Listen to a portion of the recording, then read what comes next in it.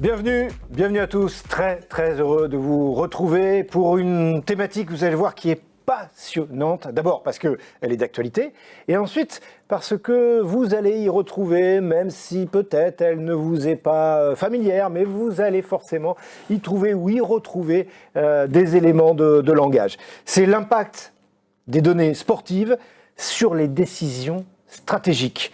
C'est cela pour optimiser la performance notamment de votre entreprise. Alors, pour parler de cette thématique, mais plus largement, pour découvrir ce monde-là, eh bien, on a la chance d'avoir avec nous une société, Alteryx, et d'avoir son vice-président de l'Europe du Sud, Raphaël Savy. Raphaël, bonjour. Bonjour Jérôme. Tout va bien ? Tout va bien. Le sourire ? Parfait. Bon. Une bonne compagnie. Alors, en bonne compagnie, effectivement, il n'est pas tout seul. Je ne suis pas tout seul, vous imaginez bien, parce que sinon, cette thématique, dans 2 minutes, elle est terminée. Et c'est pas moi qui suis intéressant. Il est accompagné de quelqu'un qui aura marqué, et qui a marqué, l'histoire du rugby. Son sang est rouge et noir. Vous commencez peut-être à avoir un peu une idée. Il a été 3 fois champion de France, 97, 99, 2002, 2 fois vice-champion de France, dont 1 fois battu en 2003. Par le Stade français. Il a gagné 2 fois la Coupe d'Europe en 2003 et 2005 et il a été 2 fois vainqueur du Grand Chelem. Je sais qu'en ce moment on n'en parle plus de ce Grand Chelem, mais lui il l'a gagné 2 fois, 98 et 2002 et surtout, parce que ça ne s'arrête jamais, il est vice-champion du monde en 99, c'est Xavier Garbajosa. Bonsoir Jérôme, bonsoir Raphaël. Je peux me permettre Jérôme? Oui. Juste une petite erreur. De quoi? Les 3 titres de champion de France, 97, 99, 2001, pas 2002.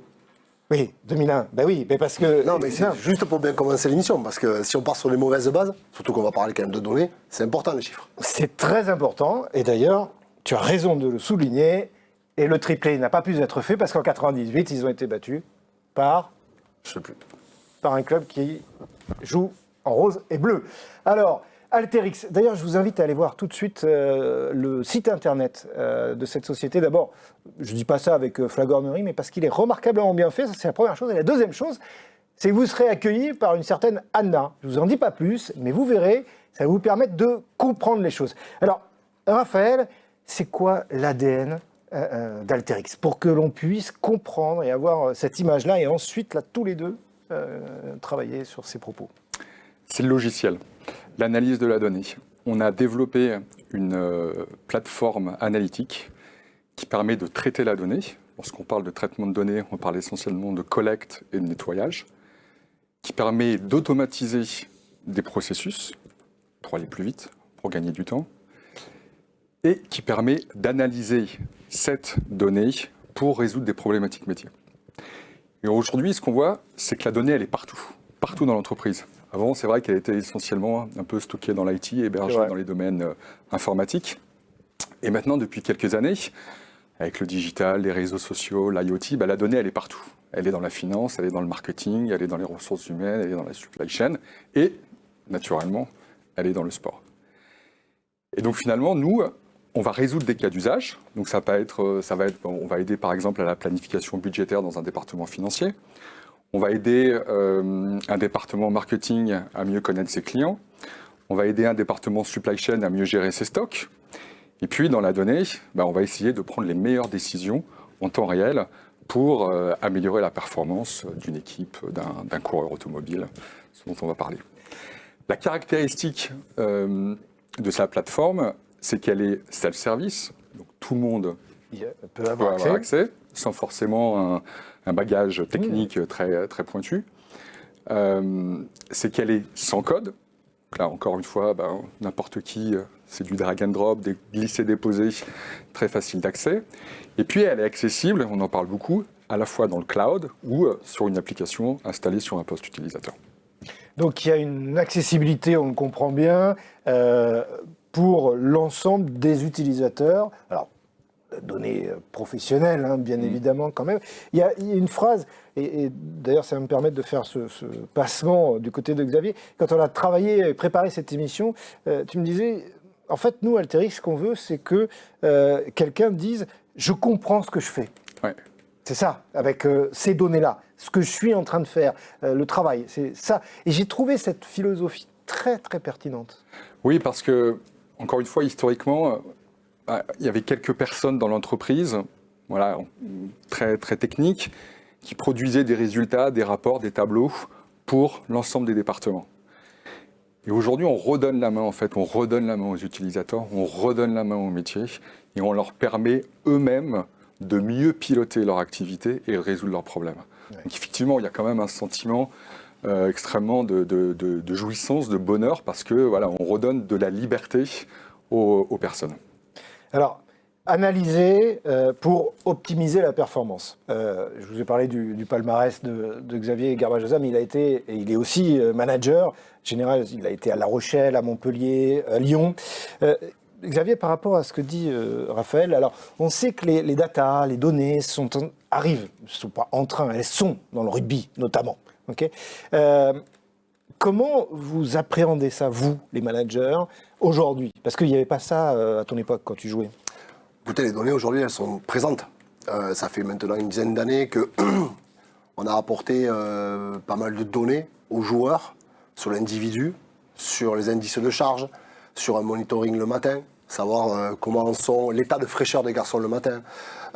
Les joueurs aujourd'hui font un entraînement quotidien avec un GPS, ce qu'on appelle un GPS qu'ils mettent sur le maillot, qui calcule les distances parcourues, les distances avec certaines puissances, ou en tout cas vitesses, ce qu'on appelle la puissance, la haute puissance, la très haute puissance, savoir combien de distance ils font à ces vitesses-là, les impacts, tout un tas de données qui nous permettent de pouvoir monitorer et aussi de créer, parce qu'on est un peu au balbutiement, parce qu'on n'a pas assez de recul, mais savoir d'une saison sur l'autre, nos charges d'entraînement, la fraîcheur derrière, les résultats bien sûr des week-ends en fonction de l'équipe. Ça nous permet aussi, et c'est là où pour nous c'est peut-être le point le plus important, c'est la prévention de la blessure. Parce qu'aujourd'hui quand on a les effectifs de 30-35 joueurs, plus une dizaine de jeunes qui s'entraînent régulièrement, la blessure, elle est prégnante, elle est importante. On fait un sport de combat collectif. Et puis, chaque individu est important dans la performance. Et quand vous faites les compositions d'équipe, quand vous ne pouvez pas compter sur vos meilleurs joueurs parce qu'ils sont blessés, soit de courte durée, soit de longue durée, le plus important aujourd'hui, c'était les dernières recherches qu'on a pu mener avec les staffs de la préparation, de la haute performance, maintenant qu'on appelle, c'est de savoir, essayer de comprendre les blessures. Alors, elles sont multifactorielles, hein. L'hygiène de vie, on ne peut pas la maîtriser du joueur, l'hydratation, les repas, mais on peut maîtriser les charges d'entraînement, le morphotype du joueur, parce qu'il y a aussi l'aspect musculation, tout un tas de choses qui nous permettent, avec ces données-là, de pouvoir avoir une réponse, peut-être pas concrète, mais une réponse qui puisse nous orienter sur des méthodologies d'entraînement que l'on veut différentes, pour pouvoir avoir un maximum de joueurs dispo pour avoir finalement la meilleure équipe. Ce que je comprends dans tes propos, Xavier, c'est par rapport à Raphaël, ce que tu disais, c'est que finalement la solution proposée par Alteryx serait, si on prend là ce cas de figure, serait de permettre à Xavier Garbajosa, demain manager de tel ou tel club, et son équipe, d'avoir finalement, vous allez collecter toutes ces données et lui donner le lundi matin, lui dire, voilà Xavier, pour ton staff, voilà les résultats de ce week-end. En gros, je schématise. Mais... C'est exactement ça, c'est-à-dire que nous, on pourrait consolider toutes ces données, tu parlais de statistiques par exemple, toutes ces données statistiques, de tendances par exemple de prévention de blessures, pour finalement montrer des analyses intéressantes et te dire, bah, tiens, là par exemple, quels vont être les top performers sur ce match, sur la saison, quelles vont être peut-être les blessures les plus adéquates, où il faut faire le plus attention. Donc voilà, donc nous on pourrait te donner des tendances, des insights, pour mieux finalement, pour améliorer les performances d'une équipe. Ouais, c'est ce qu'on fait déjà un petit peu, parce que, alors, on a pas mal de données sur la performance. Alors, je ne vais pas rentrer dans le détail, mais par exemple, on découpe nos terrains en zones, le temps passé dans cette zone-là, la zone de marque, l'efficacité que l'on a sur ces moments passés dans les zones, etc., etc. Donc, il y a le côté performance, pour lequel nous, ça nous permet aussi d'avoir un discours par rapport aux joueurs, de dire voilà les points à améliorer, voilà nos points forts, voilà sur quoi on va continuer à travailler, mais voilà les points d'amélioration que l'on doit avoir si l'on veut franchir. Et puis après, il y a tout l'individu. Donc, il y a la prévention de la blessure. Quand je dis la prévention, c'est surtout faire un constat de la blessure, demander au staff médical de savoir quel type de blessure. Alors, l'accidentel, malheureusement, ça n'a pas de chance, même s'il y a toujours des facteurs peut-être de surentraînement. Donc, on va demander quel a été le temps d'entraînement du joueur pendant le dernier mois, quelles ont été ses datas GPS, etc., qui peut nous donner peut-être certaines notions, certains paramètres que l'on va prendre en compte, même si la blessure est là, mais ça doit nous permettre de pouvoir anticiper sur la suite, sur les charges d'entraînement, parce que les joueurs aujourd'hui jouent beaucoup, en tout cas dans le rugby, pratiquement tous les week-ends. Il y en a même certains qui ont pratiquement 3 compétitions dans l'année, entre le top 14, la Coupe d'Europe et l'équipe de France. Donc ça fait quand même des semaines bien chargées. Et il faut pouvoir se servir de ça pour dire, c'est le bon moment là, pour pouvoir peut-être le faire se reposer, qu'il aille s'oxygéner. Voilà, ça nous permet, pour moi, c'est un indice de la performance. Après, le facteur humain reste la personne qui, de par ses outils, propose, dispose ou même arbitre. Mais aujourd'hui, dans le rugby, c'est devenu quelque chose d'important, qui est prégnant aujourd'hui. Ce qui est le plus difficile pour nous, c'est aussi à un moment donné l'analyse, parce que les données, il y en a énormément. Il y a tout un tas de paramètres, tout un tas de critères. Donc parfois, en tout cas moi personnellement, j'arbitrais sur certains thèmes. Sur le reste, sinon, j'étais d'une pas compétent, et de deux, ça faisait beaucoup de données. C'est pour ça que demain, quand tu seras de nouveau à la tête d'un club, tu pourras collaborer avec Alteryx. Alors, on va rester sur ce domaine-là. On va prendre un cas d'usage. Vous allez voir d'abord qu'il y a énormément d'entreprises qui font appel à Alteryx pour les aider justement à collecter ces données. Et parmi le cas d'usage, il y a une société, alors pas des moindres, c'est pas le plus petit sport non plus en termes financiers, c'est la Formule 1, McLaren en l'occurrence, pour pas les nommer. Alors c'est intéressant parce que Xavier, il parlait, et après on reviendra là-dessus aussi, il parlait du côté, il y a quand même l'humain. C'est-à-dire que, Raphaël, vous, le travail d'Alterix, de tous tes collaborateurs qui travaillent, qui vont collecter ces données, je disais tout à l'heure, comprendre ce que je fais. Il y a un moment donné, il y a quand même un pilote dans la voiture, dans l'avion, mais dans la voiture. Oui, c'est surtout qu'à un moment donné, la décision, elle est humaine. On fournit des résultats, on fournit des analyses, mais la dernière décision, et la décision par exemple dans la Formule 1, elle revient au pilote, ou du moins elle revient à l'équipe. Parce que finalement, c'est aussi un sport d'équipe. Comme le rugby, la Formule 1, c'est un sport d'équipe. Il y a un pilote, mais il y a toute une équipe d'ingénieurs, de mécanos qui travaillent avant la course, pendant la course, après la course, pour optimiser la voiture. Nous, on a ce partenariat avec McLaren maintenant depuis plusieurs années. Et ce qui est intéressant, c'est que dans le monde de la Formule 1, on a décidé de limiter les budgets. Donc, oui. Pour la Formule 1, c'est 145 millions de dollars par an. Pour but, c'était pour pas avantager des écuries. Avoir une espèce d'uniformité avec toutes les écuries. Voilà, exactement. Et ce qui veut dire, c'est que pour se différencier, les écuries doivent avoir des outils innovants qui vont leur permettre de se différencier par rapport aux autres et donc d'optimiser leur performance. Et donc aujourd'hui, McLaren, enfin maintenant depuis 4 ans, les ingénieurs utilisent la plateforme Alteryx pour designer, construire la Formule 1, la voiture, mais aussi, durant la course, optimiser toutes les données de course. Donc par exemple, sur une voiture, sur une Formule 1, il y a 300 capteurs. 300 capteurs 300 capteurs télémétriques qui collectent la donnée de course en temps réel.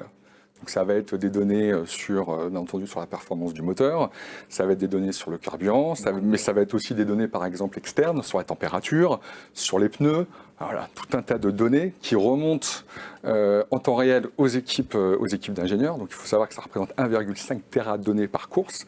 Donc c'est énorme, c'est juste dingue. Et donc en temps réel, les équipes de mécanos discutent donc avec les pilotes pour essayer de prendre les meilleures décisions. Alors, parfois ça marche un petit peu moins bien, parce qu'au final c'est quand même l'humain qui garde toute la différence, qui fait toute la différence. Mais alors, pour qu'on comprenne bien, et là c'est quand même le point vraiment important sur Alteryx, vous avez bien compris que ce terrain d'information, vous en fait, votre métier, votre action, c'est d'être capable, quasi en temps réel, si ce n'est en temps réel d'ailleurs, d'agréger tout ça pour transmettre ça aux pilotes. Aux pilotes, enfin aux ingénieurs qui vont. ingénieurs. Parce que j'imagine que sinon, si les entrées de toutes ces informations, l'ingénieur, il peut avoir un cerveau aussi bien fait qu'il soit. Bon, il y a un moment donné, vous êtes limité quand même. Si vous prenez l'exemple de l'arrêt au stand, c'est un sport d'équipe. C'est 20 mécanos qui, avec le pilote, qui se synchronisent pour, en 2 secondes, enlever 4 pneus, remettre 4 pneus. Et si c'est 2 secondes, c'est bien. Si c'est 3 secondes, c'est pas bien. Donc la marge d'erreur, elle est infime. Oui. C'est un outil aussi, je pense, pour définir la stratégie de course. Le nombre d'arrêts, les régimes moteurs, il y a tout un tas de données qui rentrent en jeu par rapport que les ingénieurs alimentent sûrement le pilote, parce que bien sûr qu'ils tiennent le volant, mais je pense que sur tout ce qui est régime moteur, tout ce qui est température des pneus, l'usure des pneus, je pense que tout ça, par contre, c'est hyper important dans la performance aujourd'hui du sport automobile. Enfin, je présume. Ah bah complètement. On parlait de la gestion des pneus. Il y a aussi une anecdote sur 2021, sur le Grand Prix de Russie à Sochi, où la pluie arrivait. Voilà, donc tout le monde avait la formation et donc on savait que ça allait s'intensifier. On a demandé aux pilotes de s'arrêter. Bon, enfin, ils ont discuté. Puis finalement, Lando Norris a dit non, moi je vais faire un tour de plus. Parce que le tour lui a été fatal. Il était premier, il a terminé 7e. Alors, voilà. Mais lorsqu'on discute, et donc quelques jours après, on était au McLaren Techno Center à côté de Londres, et donc on a discuté avec les équipes. On leur avait dit, bon, qu'est-ce qui s'est passé? Voilà. Ils nous ont dit, c'est de notre responsabilité. On apprend, voilà, c'est pas la responsabilité du pilote, c'est la responsabilité de l'équipe. Et on apprend, voilà, on apprend aussi de nos erreurs. Mais, alors, c'est très, très important. Non, mais c'est très bien, cette anecdote, parce que ça reste quand même l'humain. Et c'est-à-dire que Alteryx peut faire tout, peut donner, mettre à disposition, la pluie arrive, voilà, voilà comment ça va se passer. Mais il y a un moment donné, il y a l'humain. Et pourquoi je dis c'est très intéressant? Parce que ça m'amène, Xavier, dernière finale du top 14. Là aussi, il y a des données, comme tu en as parlé tout à l'heure, GPS. Donc la dernière finale, c'était Clermont-Toulouse qui s'est imposé. Et c'est pas moi qui le dis, c'est Hugo Mola, l'actuel manager, et ton ami d'ailleurs, de Toulouse, qui dira en conférence de presse toutes les données GPS m'ordonnaient de sortir Romain Ntamak. Pour la petite histoire, si vous n'êtes pas amatrice ou amateur de rugby, il va marquer dans les dernières minutes l'essai qui permet à Toulouse de remporter le titre et au passage qui sera élu essai de l'année. Ça, Xavier, il y a un moment donné, là, il y a l'intuition. Je pense qu'au-delà des données factuelles, je pense qu'elles étaient aussi en accord avec ce que Hugo pouvait voir du joueur. Est-ce qu'on l'a tous vu? C'est-à-dire que Romain, ce jour-là, fait pas sa meilleure finale. Et surtout, 10 minutes avant, il manque 2 choses qui sont hyper importantes. On va pas rentrer dans les détails, mais une pénale touche qui ne sort pas. Il a l'opportunité de remettre la pression dans le cas adverse alors qu'il restait du temps. Et il manque 2 gestes qui sont, non pas à sa portée, mais pour un joueur comme ça, de sa qualité, très simples. Donc ça, il y a le visuel, l'expérience du technicien qui voit qu'il n'est pas dans un bon jour. Ça a couplé au fait que ses datas sont pas pétillants, un peu moins de courses, ne montent pas dans les hautes intensités. Voilà, il y a l'œil et qui vient aussi être couplé aux datas. Donc là, bien sûr que tout le monde dirait, voilà, ça plus ça, je prends 0 risque, je sors. Sauf qu'il fait le choix de le laisser, parce qu'il connaît la qualité du joueur, il connaît surtout l'esprit compétiteur du joueur, sauf que peut-être que 9 joueurs sur 10, à la place de Romain, le côté émotionnel l'aurait emporté. Quand je dis le côté émotionnel, ne lui aurait pas permis de faire ce qu'il a fait à la fin du match. À la fin du match, sur la petite anecdote, il reste 4 minutes de jeu, Antoine Dupont fait un départ, il cadre et il fixe parfaitement un défenseur, sauf que la ligne de La Rochelle est en place. Il donne un ballon à Romain, Romain a une situation qui n'est pas simple à lire parce qu'il n'y a pas de surnombre, sauf que dans sa tête, il déclenche quelque chose, il prend l'initiative, il perce sur 50 mètres, il va marquer l'essai de la victoire. Il restait 2 minutes de jeu. Je vous laisse imaginer déjà dans sa tête, une fois que vous aplatissez, que vous faites gagner votre... Moi, premier gamin, j'allais rêver. Ça, bon, je ne l'ai jamais fait. Mais je peux comprendre ce moment de joie. Mais pour en revenir aux data et à ce qu'on peut voir, imaginer, interpréter, là, tout était réuni pour dire voilà, il faut le sortir parce que si on veut avoir une chance de gagner le match, il faut le sortir parce qu'il n'est pas dans son jour. Sauf que c'est pour ça que le côté irrationnel finalement dans le sport, ou le côté humain, permet de temps en temps de faire des choses qui ne sont pas prévues, pardonnez-moi, dans un tableau Excel.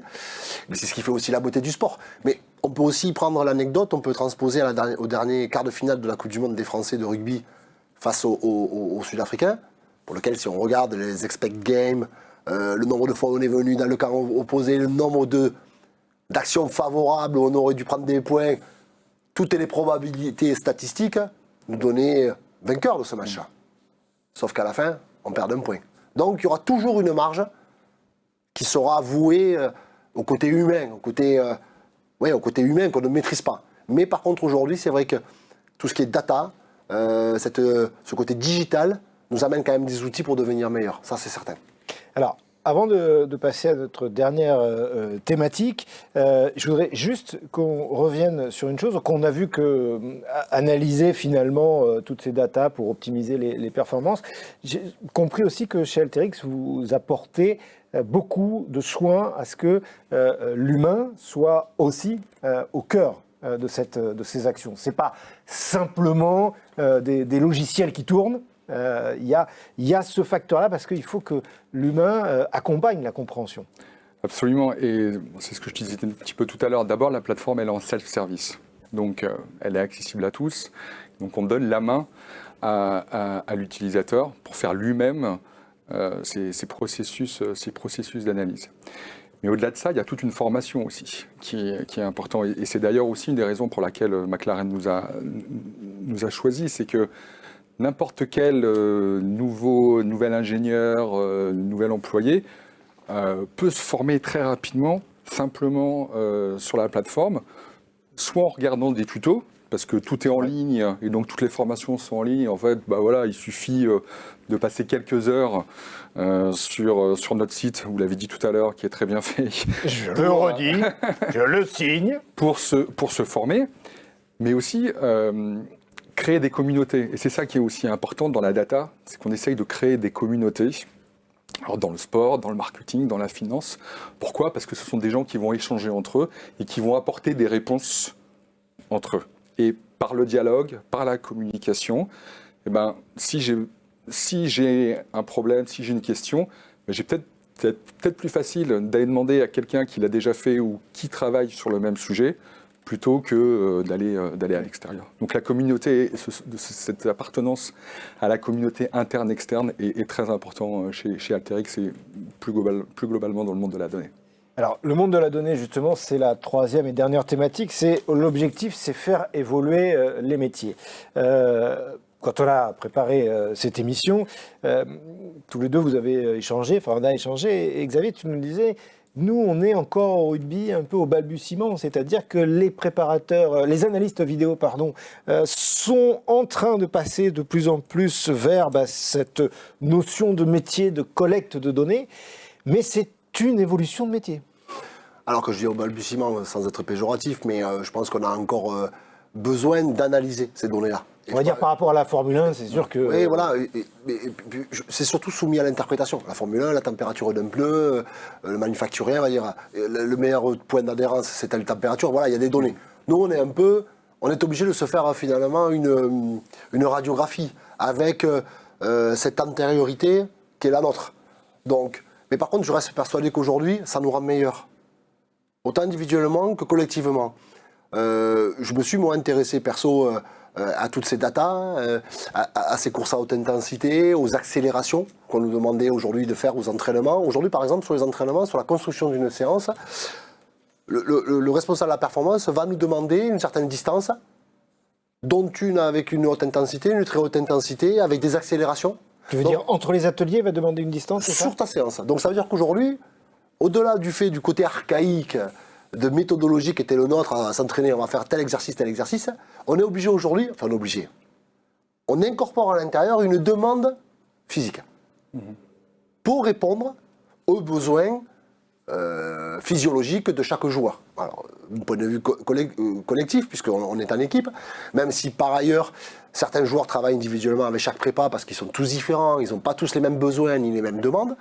Mais aujourd'hui, par contre, moi-même, je trouve que c'est enrichissant d'avoir ces données-là parce que ça vous permet de réfléchir à comment voir l'avenir, à comment on va pouvoir améliorer nos façons de faire, d'entraîner avec ces données, qui finalement est un outil exceptionnel, parce que ça nous permet aussi de pouvoir lire une forme d'évolution par rapport à quelques années.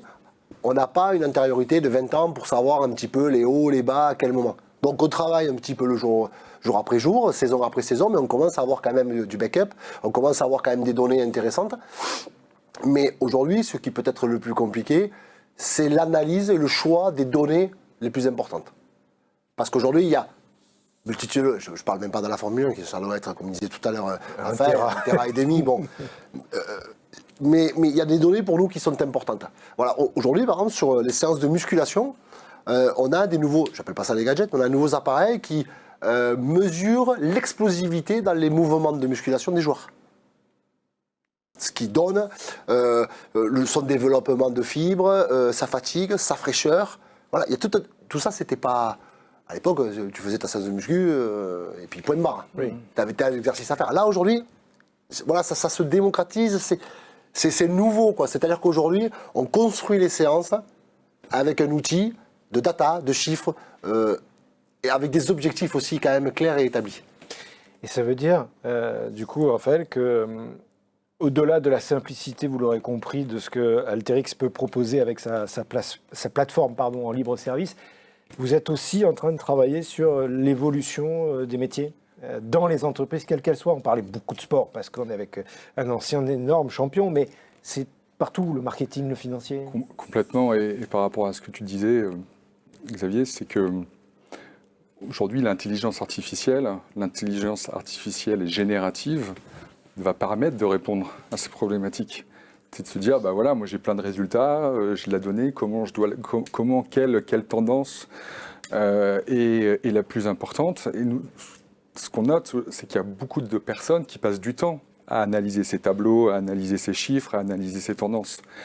L'intelligence artificielle va permettre tout de suite de détecter quelle tendance, quel résultat va être important pour toi, pour ton métier, pour ton activité. Et lorsque tu parlais de blessures, demain, quand je dis demain, c'est demain, on pourra dire, tiens, attention, Xavier risque une tendinite. Voilà, il a fait tant d'heures de jeu, là, on va vraiment aller très très loin sur qui, comment, quoi, et c'est ça aussi, voilà, ce que... Aujourd'hui, la plateforme Alteryx, c'est qu'on a intégré des outils d'IA sur toute notre plateforme pour encore faciliter la décision. Quand je dis faciliter, c'est que, on parle de processus, mais il y a des gens qui veulent justement une réponse à une problématique, juste exact. Ça. Voilà, j'ai une question, je veux poser ma question, je veux la réponse. Voilà. Et puis aussi, plus rapidement, en disant, je veux une analyse, j'ai besoin encore de plus de rapidité dans la prise de décision. Donc l'intelligence artificielle va permettre aussi cette rapidité. Mais c'est fondamental, c'est vachement important. Pardon, je finis là-dessus, mais c'est la temporalité, le temps. Parce que la prise de décision, ok, ça nous aide, même s'il y a toujours une part de doute. Et puis après, je veux dire, le côté humain, comme l'histoire de Loris tout à l'heure, mais le temps. Parce que finalement, dans le sport de haut niveau, mais même aujourd'hui dans le monde de la société, de l'entreprise, le temps est compté. Alors, dans le sport, il est exacerbé, c'est d'un week-end sur l'autre, d'un grand prix sur l'autre.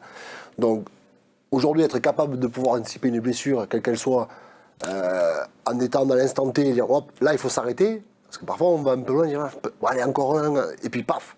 Là, je veux dire, pour nous, en tout cas, dans ce sport qui est le rugby, ça peut être une avancée qui pourrait être hyper intéressante. En tous les cas, c'était passionnant. Je pense que vous avez pu découvrir, certainement approfondir, aussi, cet univers très large. Juste avant de se quitter, Raphaël, j'aurais voulu, je ne sais pas s'il y a un mot. Alors moi, j'ai dit que je trouvais que cette société avait ce côté humain. Je comprends ce que je fais. Si tu avais comme ça quelque chose que tu voudrais ressortir d'Alterix, une phrase, un élément. Le partage. Ouais. Voilà, je crois que c'est... Oui, c'est ça, la collecte de données, donc c'est partagé. C'est le partage, mais le partage au niveau de la donnée, mais le partage au niveau de la connaissance, le partage au niveau des compétences. Voilà, c'est vraiment ça le sens aussi de l'histoire. Bah, merci beaucoup, Raphaël. Alors, pour tout vous dire, on avait mis des capteurs sur Xavier Garbajosa. Ouais. Les données sont claires et nettes. Il ne reviendra pas, il ne pourra pas rejouer au plus haut niveau. Non, ça, pas besoin de capteur pour ça. Je l'ai bien compris. Merci beaucoup, Xavier. Merci Encore un grand bravo pour la carrière. Merci à vous. Vous aurez compris aussi pour la temporalité. Et ça, c'est facile parce que c'est collecte de données. Ben, on se donne rendez-vous ici même endroit, la prochaine fois. À bientôt.